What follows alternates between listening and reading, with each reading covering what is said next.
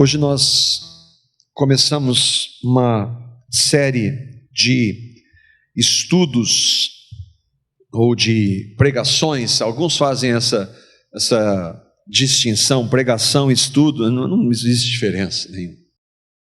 Desde que o estudo seja de acordo com a Escritura, tendo Cristo como centro, ou a pregação seja de acordo com a Escritura e tendo Cristo como centro, não importa se chama de pregação, estudo. O ponto é que nós vamos ver o que a palavra de Deus diz sobre a pessoa do Espírito Santo.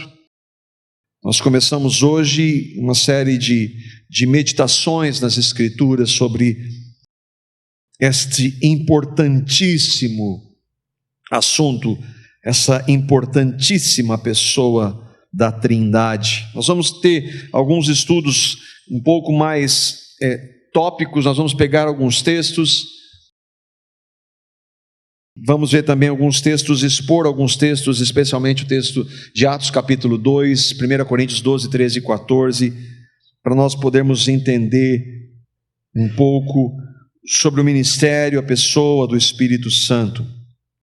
Esses estudos, eles são fundamentalmente doutrinários. Na semana passada nós estávamos conversando entre os irmãos, inclusive com o pastor Paulo Bornelli, e falando sobre essa questão da importância da doutrina, e que às vezes a gente faz algumas distinções de doutrina e estudo da Escritura. Às vezes nós fazemos a distinção, mas a realidade é que qualquer ensino é doutrina, ou qualquer doutrina passa por ensino, e ensino à luz da Escritura.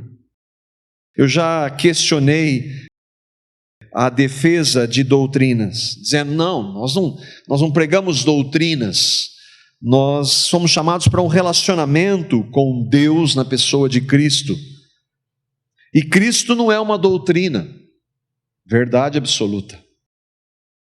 Jesus é Deus, Jesus é o nosso mediador, é o nosso Salvador, é o nosso Senhor, é uma pessoa com quem nós nos relacionamos. Mas nós só sabemos disso por causa das doutrinas ensinadas na Escritura a respeito da pessoa de Jesus, dos ensinamentos a respeito de Cristo. E o relacionamento com Deus só é real se estiver de acordo com o que Deus estabelece nas doutrinas escritas em sua palavra. Pessoas podem dizer, eu conheço Jesus, eu tenho relacionamento com Jesus, mas que não têm contato com a palavra, que não conhecem a palavra, isso não é verdade. O que significa a palavra doutrina? E aí tem no grego, por que grego? A gente cita eventualmente, porque o grego foi o idioma que foi escrito no Novo Testamento. No Velho Testamento foi escrito no hebraico, no Novo Testamento alguns trechos em aramaico, e maior parte no grego. Então a gente vai para a fonte da palavra para poder entender o que ela significa. Significa doutrina ou doutrinas são um conjunto de princípios que servem de base para um sistema de ensino. Nós trazemos as doutrinas que cremos ser da Escritura, ensinamentos da palavra de Deus. Nós conversávamos também um pouco sobre isso, que é importante, fundamental, nós tratarmos sobre vida prática. E é verdade, sem dúvida, tratar somente de doutrina ou de ensinos, sem tratar de vida prática, pode gerar apenas informação. Pessoas que têm muito conhecimento da Escritura, da Bíblia, mas que não têm vida. Mas o inverso não é possível. Não é possível termos um relacionamento com Cristo pessoal se nós não conhecermos o que a palavra de Deus ensina sobre Ele, sobre quem é Deus, sobre quem nós somos, sobre como nós nos relacionamos com Ele. E isso tudo é o quê? É doutrina. É importante que nós entendamos que não existe vida cristã prática sem doutrina, sem ensinamento. Na verdadeira fé cristã, a doutrina vem primeiro, vem antes da prática. É só nós olharmos as várias cartas escritas, trabalhando os fundamentos da fé. Nós estamos vendo Gálatas, por exemplo, onde Paulo vai mostrar que toda aquela prática de leis, elas não têm nada a ver com relacionamento. Ele está trabalhando doutrinariamente, ensinando aqueles irmãos e a nós sobre isso. Doutrina errada, inclusive, é igual à vida cristã errada. Distorções, e que acontecem muito. Eu fiz aqui um gráfico, um pequeno gráficozinho que eu queria ver com vocês, ou um desenho para nós tentarmos imaginar. Os ensinos da palavra ou doutrinas da palavra de Deus se aplicam, por exemplo, o que é um casamento? Quem pode se casar? Com quem cristãos devem se casar? Como um marido deve tratar a esposa? Quem é Deus? Como alguém é salvo? Quem pode ser um presbítero, como nós vimos no encontro com o pastor Paulo na semana passada? Todas as respostas a estas perguntas estão descritas em ensinamentos da palavra de Deus, que são o quê? Doutrinas. Nós não temos como desvencilhar uma da outra. Olha um exemplo, só para a gente poder entender no desenhozinho aqui. Nós temos lá dois homens, o João e o José. O João, ele é um bom marido, ele é um bom pai. O João, tem um bom caráter. O João professa crer em Jesus, importante. E o José? O José é um bom marido, ele também é um bom pai, ele tem um bom caráter, ele também professa crer em Jesus. Eles têm uma vida, isso pode ser visto. Acontece que o João crê na doutrina da palavra de Deus, o José crê na doutrina espírita. Diferente ou não? Totalmente. Totalmente diferente. Exteriormente, aparentemente eles têm vidas. Se você olhar exteriormente, eles têm vidas, mas um não tem a vida. Um não crê em Cristo, não crê em Cristo como Deus, não crê na graça, não crê na palavra inerrante de Deus. Não nasceu de novo, e se morrer nesse estado, está separado de Deus para sempre. É importante o ensino da doutrina? É claro que é fundamental. Outro caso, vamos usar mulheres, tem a Maria e tem a Ana, e aí nós vamos trazer um pouco mais para o nosso contexto. A Maria professa crer em Jesus. A Maria é uma mulher que só pode usar saia, de acordo com a igreja que ela participa. Ela diz que um cristão pode perder a salvação, de acordo com a igreja evangélica que ela participa. E ela diz que as línguas, os dons de línguas, evidenciam o batismo no Espírito Santo. Ela é cristã, ela crê em Jesus, ela nasceu de novo, mas ela crê nessas doutrinas. A Ana professa crer em Jesus, mas ela não julga usos e costumes, isso é uma questão pessoal. Ela crê que o cristão jamais vai perder a sua salvação crendo genuinamente em Cristo. E ela diz que o batismo no Espírito Santo é quando uma pessoa crê. Os dois ou as duas são cristãs, mas têm doutrinas diferentes. Doutrina é importante ou não? É claro que é. E tem implicações? Totalmente. Implicações para a vida prática? Absolutamente. A gente poderia pegar alguns desses exemplos aqui, de pessoas que creem em Cristo, mas que são ensinadas ou doutrinadas de maneira errada. É importante ou não? Mas o que a Bíblia, que é a única fonte segura para ensinar-nos a doutrina correta, verdadeira, diz sobre doutrina? Estou introduzindo, porque nós vamos entrar em muitos pontos em relação à pessoa do Espírito Santo que tem implicações doutrinárias. A primeira ocorrência da palavra vem na boca do nosso Senhor Jesus. Mateus capítulo 7, versículo 28. Ou, aliás, daqueles que viram o Senhor Jesus trazer a sua doutrina. Mateus 7, 28 diz: quando Jesus acabou de proferir essas palavras, estavam as multidões maravilhadas de sua doutrina, do que Jesus ensinava. E se você for olhar vários pontos ali que ele ensinava, eram questões práticas e doutrinárias. Jesus tinha sua doutrina, dentre elas, por exemplo, quem ele era. João 8,58, antes que Abraão existisse, eu sou. Jesus dizia que era Deus. Por que ele fazia milagres? Porque Jesus fazia milagres. Jesus disse, João 20,31, para que creiais que Jesus é o Cristo. O que ele veio fazer? Mateus 9,13, eu vim chamar pecadores ao arrependimento. Ele diz também, como é possível conhecer a Deus? Só há uma forma. João 3,7, é necessário nascer de novo. Tudo isso é ensino doutrinário, é ensino que transforma a vida, mas passa por ensino. As doutrinas mostram como conhecer a Deus, como é a vida de um cristão e o destino eterno daqueles que creem e daqueles que não creem. Jesus, portanto, apresentou a sua doutrina.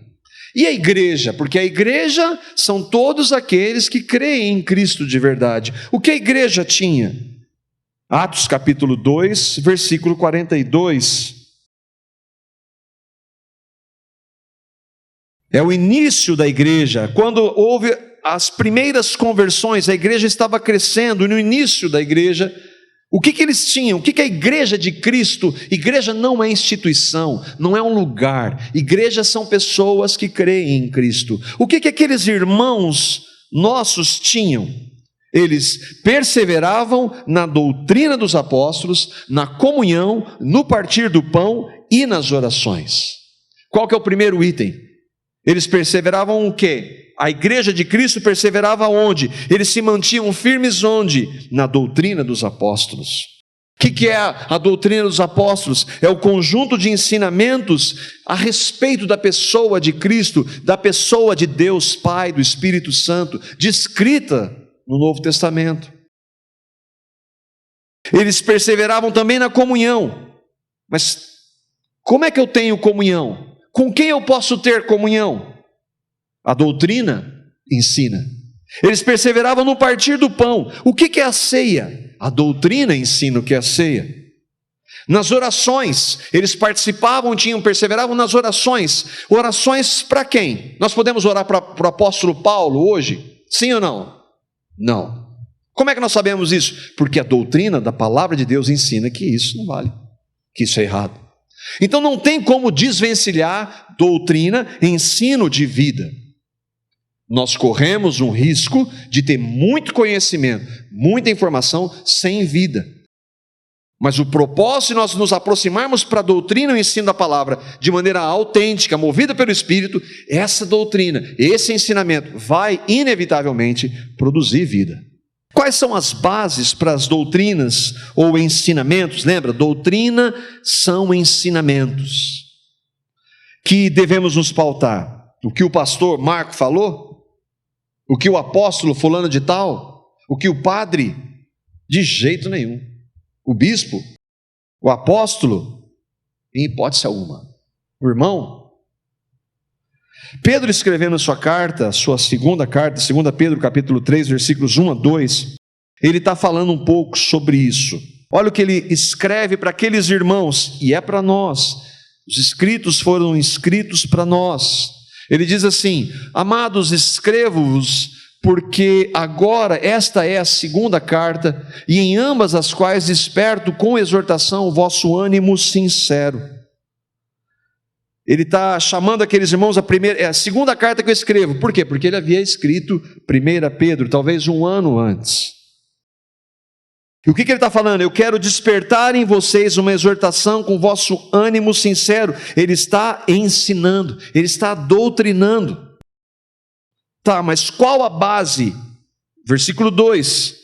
Eu ensino vocês, exorto vocês, para que vós lembreis das palavras, ou vos lembreis das palavras que primeiramente foram ditas pelos santos profetas, do nosso mandamento como apóstolos e do Senhor e Salvador, Jesus. Então, onde está firmada a doutrina dos apóstolos? A doutrina autêntica está firmada nos santos profetas, em todo o Velho Testamento, está firmada no centro da Escritura, que é Jesus e tudo o que ele trouxe como ensinamento.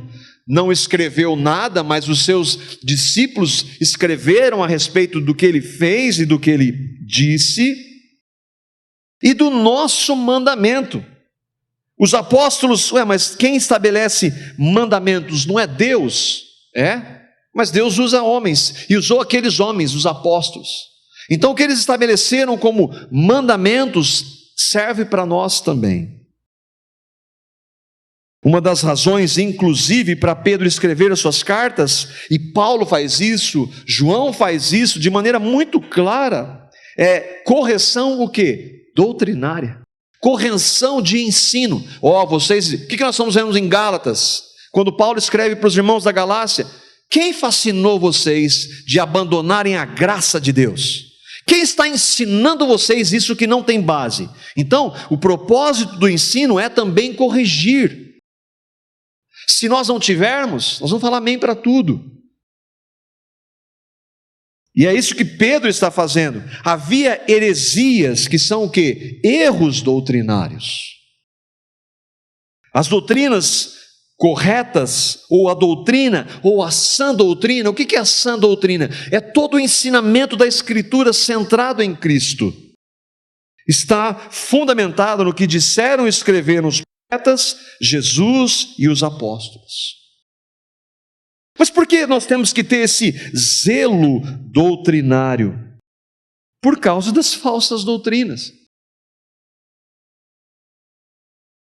Falsas doutrinas que vêm de duas formas, com duas fontes, a partir de homens.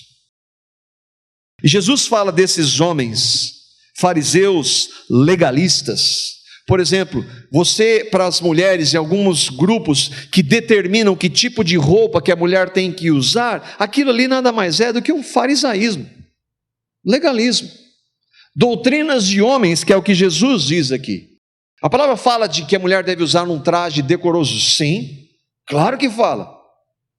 Mas estabelecer o que é isso? Com base no quê? O problema é que não fica só no veste, e vai para muitas outras coisas distorcendo. O que é isso? Ensinos errados. Doutrinas que são de quem? De homens, segundo Jesus. Marcos capítulo 7, versículos 7 a 8.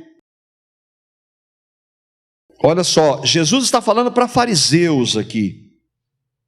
Ele diz assim: em vão me adoram. Seus ensinamentos, ou o quê? Suas doutrinas, não passam de regras ensinadas por homens. Vocês negligenciam os mandamentos de Deus e se apegam a tradições de homens. Não mandei fazer isso. Não tem nada a ver comigo. Eu nunca tinha percebido, mas é interessante que primeiro os fariseus não criam.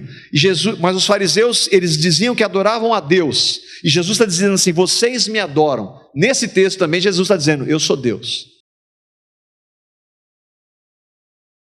Tradições de homens são doutrinas não descritas nas Escrituras. Agora, onde acontecem os erros doutrinários? Dentro da igreja. E está cheio. Paulo aos Efésios, e a nós também, fala da importância e do propósito do ensino correto e de quem seriam os responsáveis. Isso me traz temor para aqueles que pregam, seja aqui no púlpito, seja em casa, num grupo, seja para uma pessoa. Efésios capítulo 4, os versículos 12 a 14, aqui Paulo está falando que dos dons que o Espírito ou que o Senhor deu para a igreja, alguns dos dons. E ele está falando que Jesus, depois de voltar ao céu, da sua morte e ressurreição, ele voltou ao céu e ele Deus em Cristo deu dons aos homens. É o que ele diz, versículo 11 até o 14. Ele mesmo deu uns para apóstolos, outros para profetas, e outros para evangelistas, e outros para pastores e doutores. Ele quem? Jesus deu. Ele deu para os apóstolos. Esses apóstolos que estão aí, não, esses aí não são apóstolos. Ele deu para os 12 apóstolos e para Paulo. Mas deu para presbíteros, para pastores, evangelistas, que envolvem ensino e apresentação da palavra.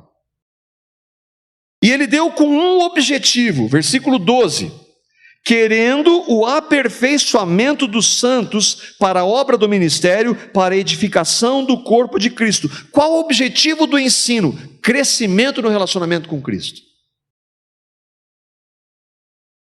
E esse tem um objetivo maior ainda, que é o versículo 13: até que todos cheguemos à unidade da fé e ao conhecimento do Filho de Deus, a homem perfeito e à medida da estatura completa de Cristo, para que não sejamos mais meninos inconstantes, levados em roda por todo o vento de doutrina, pelo engano de homens que com astúcia enganam fraudulosamente. O que ele está dizendo? Se nós estivermos centrados na doutrina, na sã doutrina, nós não vamos ser levados. Agora tem o dente de ouro ali, vamos para, todo mundo vai lá ver o que está acontecendo no dente de ouro. Agora tem a unção do riso, vamos para lá. Agora tem a unção do que cai, vai para lá. Se nós estivermos firmados na sã doutrina, isso não nos abala. Vento de doutrina é isso aí. E tem muito. Tempestade, ventania, furacão de doutrina, de doutrinas erradas. São muitas vezes novos ensinos, uma nova unção tem aí. Mas que não estão descritos na Escritura. E eu e você não devemos aceitar. Não tem obrigação nenhuma de aceitar uma nova doutrina, seja ela de quem for, se ela não estiver descrita na Escritura, firmada na Escritura. Pode ser de quem for, pode fazer, como disse Lutero, fazer chover milagre. Não interessa, se não estiver de acordo com a Escritura. Ele também falou da unidade da fé. Irmãos, não há unidade autêntica fora do centro da sã doutrina. Não há. Não há essa possibilidade. Além dos homens, há fontes doutrinárias tão perigosas quanto. E essa, me parece, não sei se você vai concordar comigo, a fonte dessas doutrinas erradas, ela é mais perigosa ainda. 1 Timóteo capítulo 4, versículo 1. Paulo está exortando a um pastor, ao pastor Timóteo, que acompanhava inclusive outros presbíteros. E é muito sério o que ele diz aqui.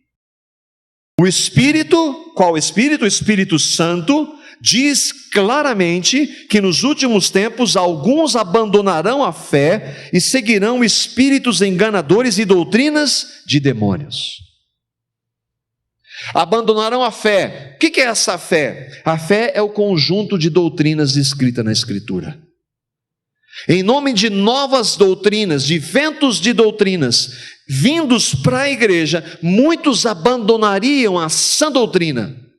E essas doutrinas têm fontes de demônios, muitas vezes travestidos de anjos,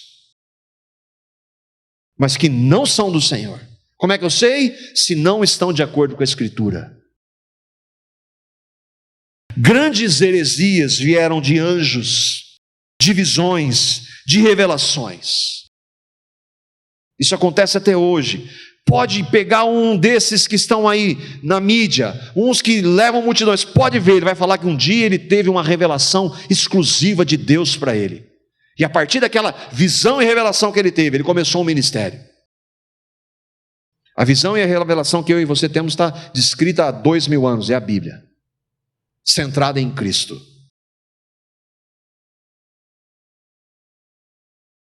Para nós que pela graça cremos, se alguém trouxer doutrinas, não importa quem seja, que não estiverem claríssimas nas Escrituras, nós não aceitaremos. Ouvi uma vez o pastor Irving Lutzer, e ele dizia assim: olha, estão dizendo aí, tem um grande templo aqui na cidade, em Chicago, que uma profetisa vai ressuscitar mortos, inclusive. Eu quero dizer a partir desse púlpito, que ainda que mortos sejam ressuscitados, mas não for pregado Cristo e esse crucificado, nós não vamos dar ouvido.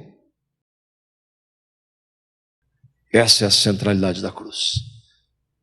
Fé no que está escrito na Escritura, na sã doutrina. Portanto, doutrina é importante, é muito importante. O que isso tem a ver com o Espírito Santo? Tudo.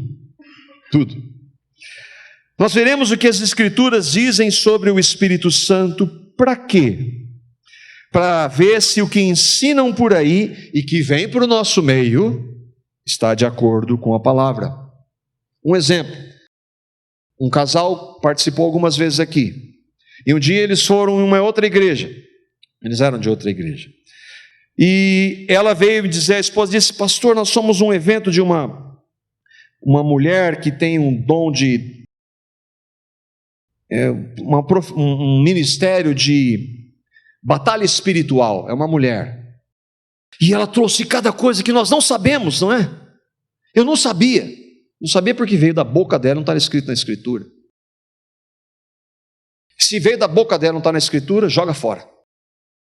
Mas eu não falei assim, com essas palavras para ela, claro, né? Eu peguei e falei, para não dizer que sou eu falei assim, ouve esse irmão aqui que fala dessa mulher. Ela nunca mais veio aqui. E aí? Porque lá tem o sobrenatural acontece. E daí? Se não tiver com base na Escritura. Então, por que para a gente examinar se o que se diz em nome do Espírito Santo é do Espírito Santo? E como é que você sabemos? De acordo com a palavra que, por incrível que pareça, para ser sarcástico, foi inspirada pelo Espírito Santo. Quer saber se o que acontece aí é do Espírito Santo? Leia e compare a palavra que ele inspirou, usou homens para ver se é. Se não tiver base, não é dele. Para nós sabermos, por exemplo, se é possível uma pessoa cheia do Espírito Santo falar em língua de anjos. Se é possível uma pessoa cheia do Espírito Santo cair no Espírito. Se é possível ela perder o controle e a razão no culto, sendo que a palavra diz que o culto é um lugar de ordem, onde o Espírito Santo de Deus habita. Se habita não, porque eu estou errando, né? O Espírito Santo habita em todo lugar, onde ele se reúne, a igreja se reúne. Se uma pessoa no Espírito pode imitar animais, se ela pode rodopiar, pular, gritar e cair no Espírito, se ela pode, pode. Mas isso está cheio aí. E em nome de quem? Do Espírito. Agora, será que é verdade? Nós vamos ver se é de acordo com a Escritura é. Um dos erros da igreja se dá sobre a doutrina do Espírito Santo. Muito do que é dito e feito em nome do Espírito não tem base na Escritura inspirada pelo Espírito. Mas está causando divisão. Isso é ofensivo. Homens santos de Deus falaram inspirados pelo Espírito Santo. Isso é o que a Bíblia é. Homens escreveram, pecadores sim, mas o Espírito Santo, perfeito, inspirou aqueles homens para escrever. E a nossa única regra de fé e prática é a Escritura, mais nada. O que a gente vai ver nesses estudos, se o Senhor permitir? Primeiro, quem é o Espírito Santo? O Espírito Santo, nós vamos ver manifestações dele no Velho Testamento, nós vamos ver o que diz Atos. Muito do que acontece aí é distorção de Atos, e não precisa ser um PhD em teologia para entender, é só ler a Escritura, a gente vai ver. Os dons do Espírito, quais são, como eles se manifestam, como eles são dados.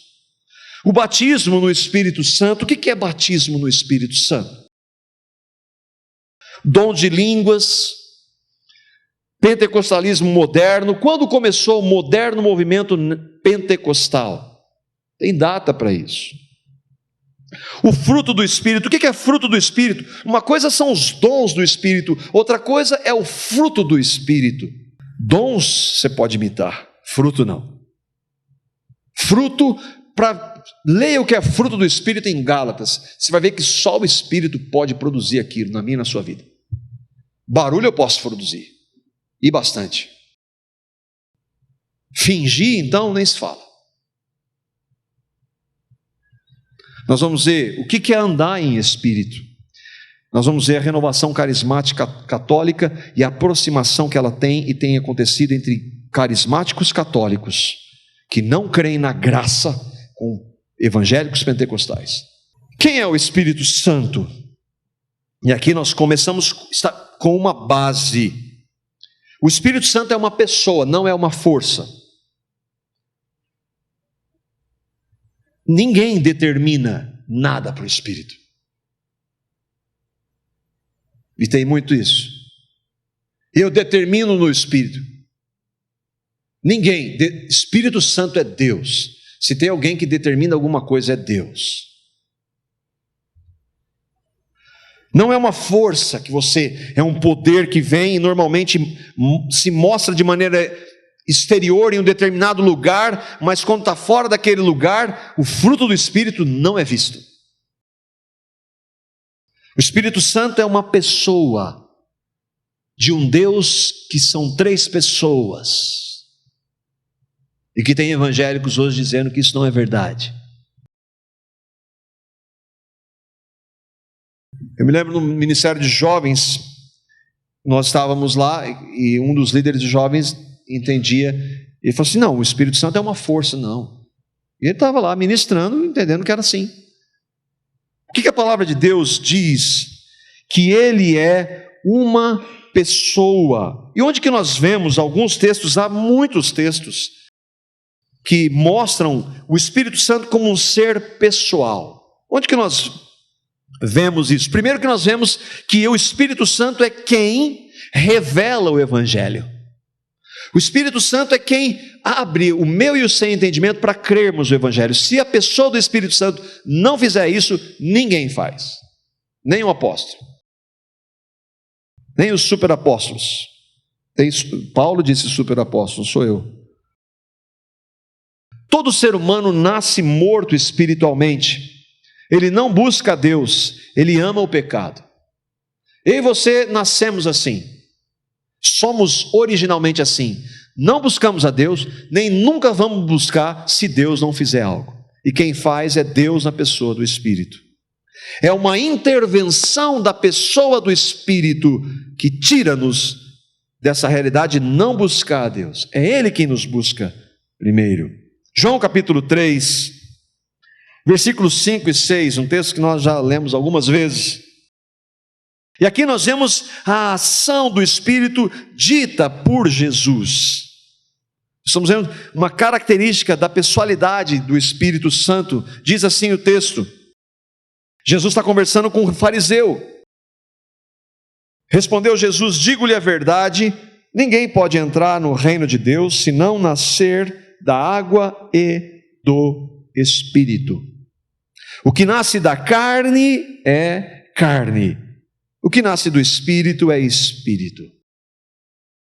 Jesus está dizendo que se o Espírito Santo não vier e convencer-nos do pecado e abrir o nosso entendimento e apontar para Ele, Cristo, ninguém conhece a Deus, ninguém. Não importa quão bom eu e você sejamos em argumentação, não convencemos.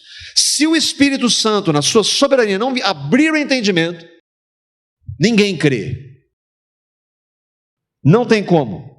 E é isso que ele está dizendo. O Espírito é quem faz. Jesus usa a figura do nascer, por que será? Quem aqui quis nascer? Fisicamente. Um dia você não existia e decidiu nascer. Não, você nasceu porque Deus quis que você nascesse. Soberania. Nasce de novo da mesma forma.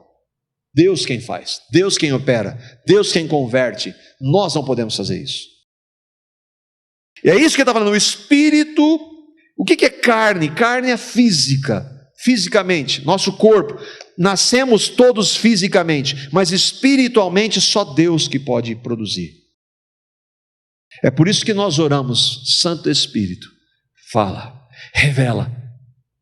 Por mais que eu às vezes fique bravo aqui, eu não consigo fazer ninguém crer. Não posso. E é maravilhoso saber que apesar de mim, Deus faz. Apesar da minha incapacidade, o Espírito Santo, ele não depende de mim, ele não depende de ninguém, é ele quem faz. A pessoa do Espírito que faz com que aqueles que creem, aqueles que nasceram de novo, tenham nascido de novo. Um pouquinho à frente, capítulo 16, versículos 7 e 11, Jesus também está falando que é o Espírito Santo que nos convence. João 16, versículos 7 e 11. Jesus está falando da mesma coisa de João 3, mas com outras palavras. Ele diz: mas eu lhes afirmo que é para o bem de vocês que eu vou. Se eu não for, o conselheiro não virá para vocês, mas se eu for, eu o enviarei. Jesus está falando aqui, pouco tempo antes de ir para a morte, morrer, ressuscitar, ficar durante 40 dias que ele fica sobre a terra para depois voltar ao céu. Então ele diz: se eu não for, o conselheiro, que é quem? O Espírito Santo, não vai vir, mas se eu for, eu vou enviar o Espírito Santo. Para quê? Versículo 8: quando ele vier, convencerá o mundo do pecado, da justiça e do juízo. O Espírito Santo, quando vier, vai convencer aqueles que creem que são pecadores. Não somente isso, ele vai convencer da justiça e do juízo. Ele vai me revelar, Jesus está dizendo. É o Espírito Santo que revela. Se você crê que Jesus é Deus, se você crê, foi o Espírito Santo que fez isso. Porque os fariseus crucificaram Jesus por ele dizer ser Deus. Se você crê que você foi salvo pelo que Cristo fez na cruz, foi o Espírito Santo que fez isso na minha e na sua vida. Porque nós não entenderíamos isso jamais, não compreenderíamos. Quem fez isso foi a pessoa do Espírito. Versículo 9: do pecado, porque os homens não creem em mim. Sem o Espírito, ninguém crê em Jesus. Pode dizer, como os muçulmanos, Jesus foi um grande profeta, ou os espíritas, dizendo que ele foi uma reencarnação. Mas ninguém crê em Cristo, Jesus como Cristo, Senhor e Salvador, se não for pelo Espírito Santo de Deus. É Ele quem faz. E eu e você, se cremos, nós devemos louvar e agradecer, porque foi Ele que revelou. Eu e você não queríamos, foi Ele que quis, pela sua maravilhosa graça, movido pelo seu amor. Da justiça, porque eu vou para o Pai, e vocês não me verão mais. E do juízo, porque o príncipe desse mundo já está condenado. É o Espírito quem revela.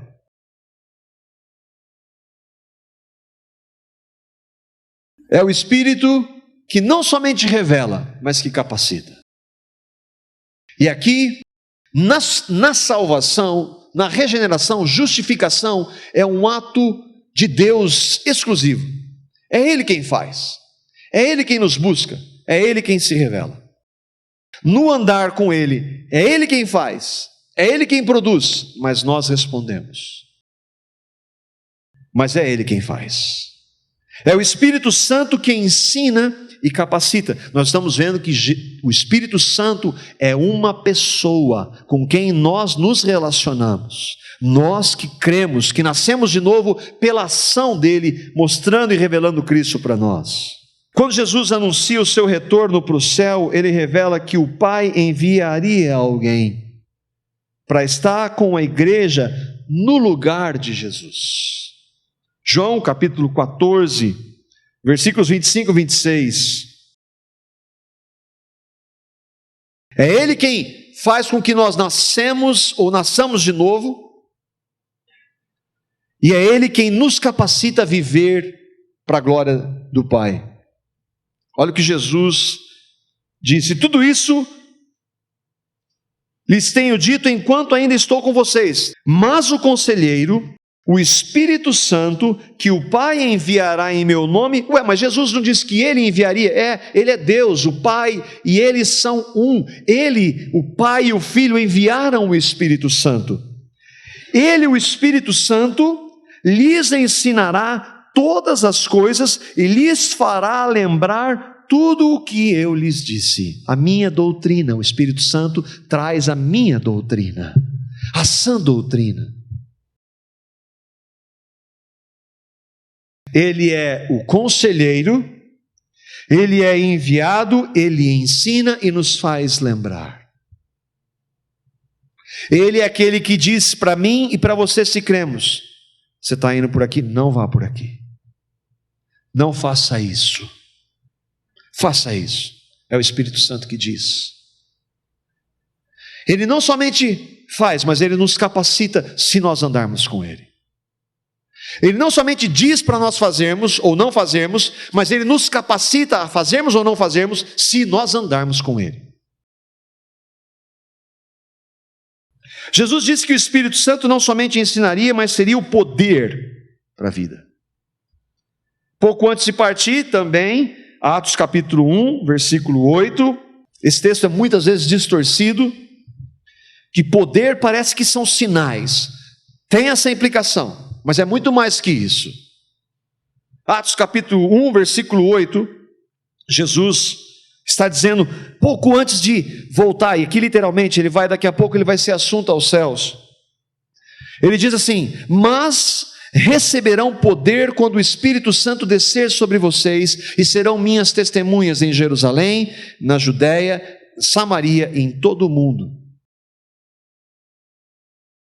Vocês vão ficar aqui em Jerusalém, meus discípulos que creem em mim.